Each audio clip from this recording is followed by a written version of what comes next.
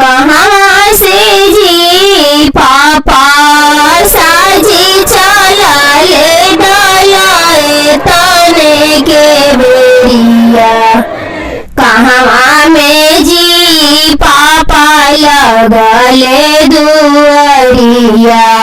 कहाँ में जी पापा लगले दुआरिया। अयोध्या से गे बेटी साजी चला ले डालाए ताने के बेरिया। मिथिला में गे बेटी लगले दुआरिया। मिथिला में गे बेटी लगले दुआरिया।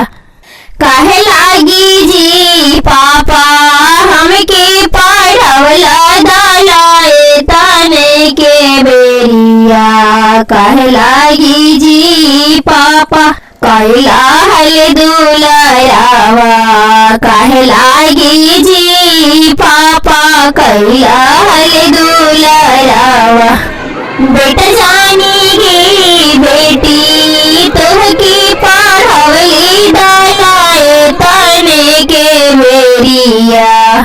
बेटी जानी गे बेटी कैली हल दुलारावा। बेटी जानी गे बेटी कैली हल दुलारावा।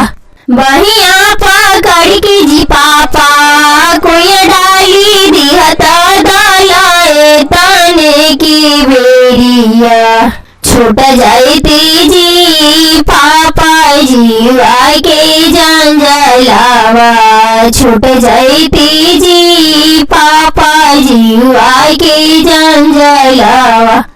बहिया पकड़ते गे बेटी बड़ा माया लागे डालाए ताने के बेरिया। फट लागल गे बेटी को माला करे जावा। फट लागल गे बेटी को माला करे जावा। कहाँ से जी पापा साजी चला ले डालाए ताने के बेरिया। कहाँ में जी पापा लगले दुआरिया। कहाँ में जी पापा लगले दुआरिया।